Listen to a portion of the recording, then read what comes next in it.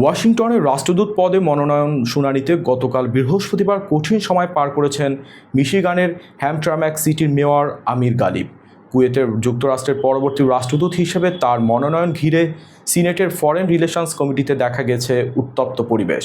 অনেকটা অনিশ্চিত হয়ে পড়েছে তার রাষ্ট্রদূত হওয়া। প্রশ্ন উঠেছে আমির গালিবের পুরনো বক্তব্য ও সামাজিক যোগাযোগ মাধ্যমে করা পোস্ট নিয়ে। বিস্তারিত রিপোর্টে।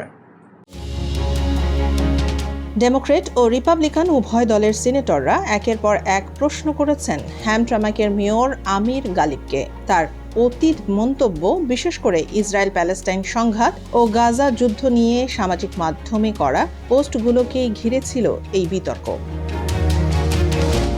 সিনেটর জিন বলেন, গালিবের কিছু বক্তব্য ৭ অক্টোবর ইসরায়েলে হামলাকে ন্যায্যতা দেওয়ার মতো মনে হয়।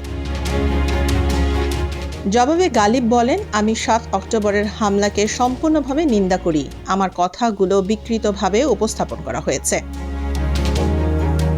তবে রিপাবলিকান সিনেটর টেড ক্রুজ অভিযোগ করেন, গালিবের প্রকাশ্য অবস্থান যুক্তরাষ্ট্র সরকারের নীতির সঙ্গে সাংঘর্ষিক। ক্রুজ আরও বলেন, গালিবের কিছু পোস্টে ইহুদি জনগোষ্ঠীকে অপমানজনকভাবে তুলনা করা হয়েছে।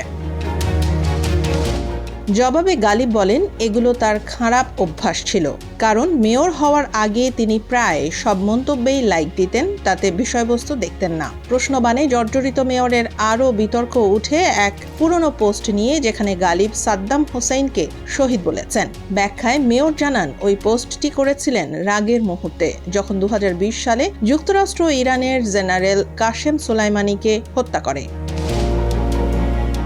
ইয়েমেন বংশোদ্ভূত এই ডেমোক্র্যাট মেয়র ২০২৪ সালে প্রেসিডেন্ট ট্রাম্পকে প্রকাশ্যে সমর্থন দেন এবং তার সঙ্গে প্রচারণায় অংশ নেন। ট্রাম্প তাঁকে কুয়েতে রাষ্ট্রদূত পদে মনোনীত করলেও আজকের শুনানির পর সেই নিয়োগ কতটা টিকে থাকবে তা নিয়ে এখন প্রশ্ন উঠছে।